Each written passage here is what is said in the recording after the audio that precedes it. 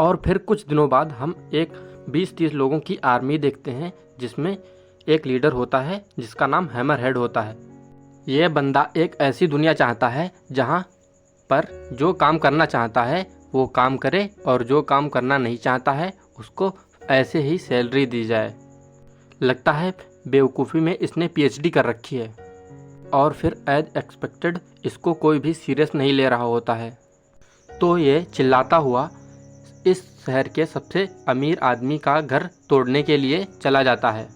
और फिर हैमरहेड एक बड़ी सी बिल्डिंग को तोड़ने के लिए बोल देता है और फिर उनमें से एक आदमी उस बिल्डिंग को तोड़ देता है। दरअसल इन्होंने जो सूट पहने हुए हैं वो एक नॉर्मल ह्यूमन को सुपर ह्यूमन बना देते हैं, जो कि इन सभी ने चुराए हुए हैं। और बिल्डिंग टूटने के बाद इनकी टीम मेंबर में से एक आदमी बोलता है, बॉस हमने गलत घर तोड़ दिया है, उस सबसे अमीर आदमी का घर थोड़ा सा आगे है। तो फिर हैमरहेड बोलता है, चलो अब उसका घर तोड़ना है। This is part 3 and you can check out part 1 and 2। Hammerhead की गैंग को ख़त्म करने के लिए अपने बॉडीगार्ड को भेजता है और इसका बॉडीगार्ड एक निंजा होता है जिसका नाम सुपरसोनिक होता है। फिर सुपरसोनिक हैमरहेड की गैंग के पास जाता है और उनको समझाता है कि वह ऐसे ही बिना हमला किए लौट जाएं, लेकिन हैमरहेड नहीं मानता है और फिर वो निंजा उन सभी के सर को काट देता है और वो सब मर जाते हैं। और फिर उसके बाद हैमरहेड को भी उसके सर में एक चाकू मार देता है जिससे कि हैमरहेड भी ढेर हो जाता है।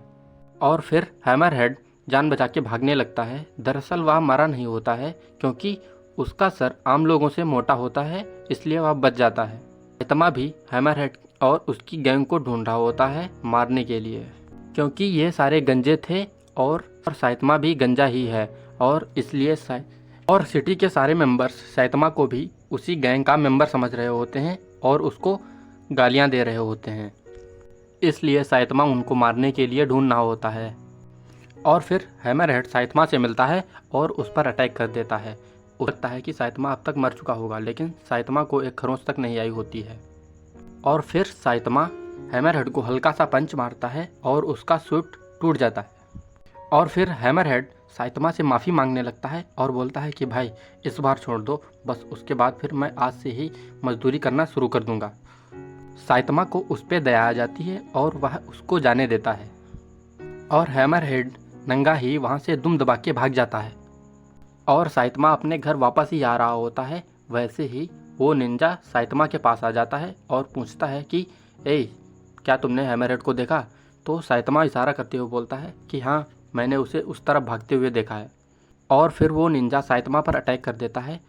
उसको लगता है कि साइतमा भी हैमरहेड गैंग का मेंबर होता है क्योंकि वो सारे टकले थे और साइतमा भी टकला होता है इसलिए। लेकिन निंजा के सारे अटैक्स को साइतमा आसानी से डॉज कर रहा होता है। और फिर साइतमा उस निंजा के वहाँ पे, हाँ भाई वहीं पे, एक हल्का सा पंच मारता है। और फिर निंजा दर्द में चिल्लाते हुए बोलता है कि मैं तुमसे बाद में ज़रूर लूँगा। और फिर वो वहाँ से चला जाता है। और फिर साइतमा घर पहुँच जाता है और वह बहुत ही दुखी होता है क्योंकि उसको कोई भी नहीं जानता है, ना कोई उसके फ़ैन क्लब होता है और ना ही उसको कोई जानता है। सुपरसोनिक निंजा ने भी बोल दिया होता है, कौन हो भाई तुम? और फिर जेनो साइतमा से बोलता है, मास्टर क्या आपने अपना नाम हीरो हिस्ट्री में आया हुआ है? जिसके बाद साइतमा को हीरो एसोसिएशन के बारे में पता चलता है जिसको ज्वाइन करके कोई भी एक प्रोफेशनल हीरो बन सकता है और इसके लिए इनको एक टेस्ट पास करना होगा और फिर इसके बाद इनको एक रैंक दिया जाएगा। और फिर साइतमा जेनो से बोलता है, चलो हम दोनों साथ में अप्लाई करते हैं और अगर हम पास हो गए तो मैं अपना स्टूडेंट बना लूँगा तुम्हें। और फिर ये दोनों हीरो एसोसिएशन में टेस्ट देने के लिए जाते हैं जहां और भी हज़ारों लोग आए हुए थे। टेस्ट 2 प्रकार के होंगे, फिजिकल और रिटन में इनको 100 में से 70 मार्क्स लाने होंगे। साइतमा सबसे पहले फिजिकल टेस्ट देता है। साइतमा उन सभी में बहुत ही आसानी से पास हो जाता है और साइतमा इन 10-10 हज़ार किलो के डंबल्स को एक हाथ से ही उठा लेता है और साइतमा उस एकेडमी के सारे रिकॉर्ड्स तोड़ देता है। और फिर साइतमा और जेनोस दोनों हॉल में मिलते हैं और साइतमा बोलता है कि भाई ये क्या था, इतना आसान था टेस्ट, इसको तो कोई भी पास कर लेगा। और फिर थोड़ी देर बाद इनका रिजल्ट आता है और जेनोस को 100 में से 100 मार्क्स मिले होते हैं, इसलिए जेनोस को सीधे एस क्लास हीरो बना दिया जाता है। और यहाँ पे हीरोज़ की रैंक 4 टाइप की होती हैं, A, B, C, S, जिसमें सबसे ऊपर की क्लास S होती है और उसके नीचे क्लास A और फिर उसके नीचे क्लास B और फिर सबसे नीचे क्लास C होती है।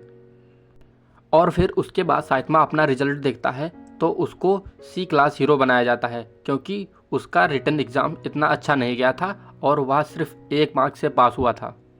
एक A क्लास के हीरो ने साइतमा और जेनोस दोनों को बुलाया होता है, क्योंकि जेनोस सीधे ही S क्लास हीरो बन गया होता है और साइतमा ने फिजिकल टेस्ट के सारे रिकॉर्ड्स तोड़ दिए होते हैं, इसलिए वह इन दोनों से चिढ़ता है।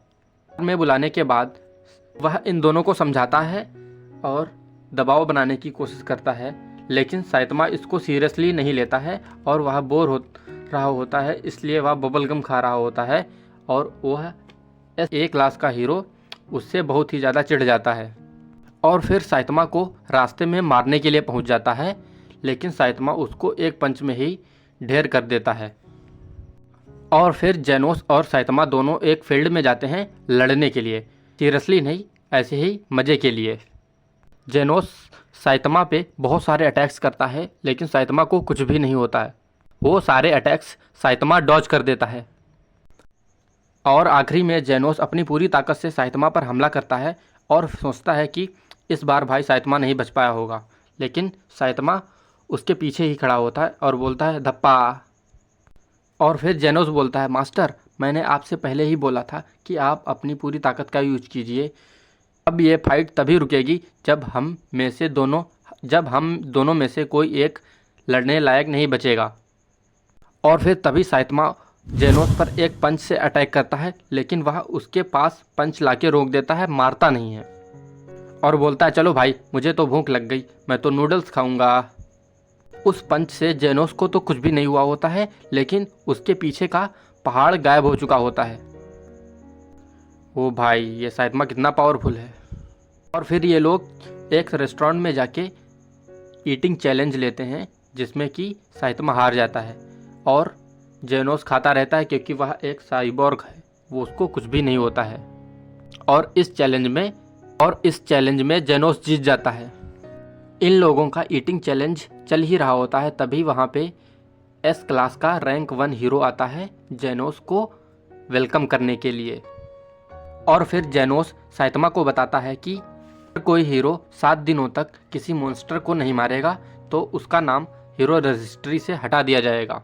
और साइतमा यह सुन के बहुत ही परेशान हो जाता है, क्योंकि वह पूरे दिन टीवी ही देखता रहता था। और फिर साइतमा जल्दी से अपने कपड़े पहनता है और बाहर किसी मॉन्स्टर को मारने के लिए निकल जाता है, लेकिन वह बहुत ही ढूंढता है, कोई भी मॉन्स्टर नहीं मिलता है। साइतमा को मॉन्स्टर ढूंढते ढूंढते दूसरा दिन भी शुरू हो जाता है और साइतमा को कोई भी मॉन्स्टर नहीं मिलता है और वह यह चीज़ देख के बहुत ही ज़्यादा टेंशन में आ जाता है। तभी उसके सामने निंजा सुपरसोनिक आ जाता है और यह साइतमा से पिछली बार का बदला लेने के लिए आया होता है। और लेकिन हम देखते हैं कि साइतमा को इसका नाम तक याद नहीं होता है। क्या था भाई तेरा नाम? सोनिक, मोनिक, साइतमा बोलता है भाई बाद में आना, अभी मैं बिजी हूँ। और ये बोलकर साइतमा वहाँ से जाने लगता है और यह देख के वह निंजा बहुत ही ज़्यादा गुस्से में आ जाता है। अपनी तलवार से साइतमा पर हमला कर देता है, लेकिन साइतमा उसकी तलवार को अपने दांतों से ही तोड़ देता है। और फिर उसके बाद वहाँ पे एक सी क्लास हीरो आ जाता है जिसका नाम टाइगर होता है। और फिर उसके बाद हमें 2 ए क्लास के हीरोज़ को दिखाया जाता है, जिनमें से एक का नाम गोल्डन बॉल होता है और दूसरे का नाम स्प्रिंग मुस्टेच होता है। और ये लोग सिटी जेड में एक अबेंडेंड एरिया को इन्वेस्टिगेशन करने के लिए आए होते हैं। वहाँ पर तभी इनके सामने एक कॉम्बो इन्फिनिटी नाम का एक मॉन्स्टर आ जाता है, जो कि गोल्डन बॉल को तो एक झटके में ही मार देता है। और उसके थोड़ी देर बाद मुस्टेच की भी हालत ख़राब हो जाती है। और फिर उसके बाद वहाँ पर साइतमा आ जाता है, जो कि सब्जी लेकर आ रहा होता है। फिर उसको याद आता है कि कॉम्बोस सूप बनाने के लिए वह कॉम्बोस को लेना तो भूल ही गया है। और फिर वह मॉन्स्टर साइतमा पर हमला कर देता है और फिर उसके बाद सीन चेंज होता है और फिर उसके बाद साइतमा अपने घर पर कॉम्बो सूप ही बना रहा होता है और ये वही मॉन्स्टर होता है। और फिर जेनोस बोलता है कि मास्टर जी, कॉम्बो सूप पीने से सर पर बाल आ जाते हैं, लेकिन ऐसा कुछ भी नहीं होता है। जेनोस बस मजाक करता है। और फिर हमें दिखाया जाता है कि एक मीटियोर पृथ्वी की तरफ ही आ रहा होता है, जो कि कुछ दिनों बाद सिटी जी पर ही गिरेगा।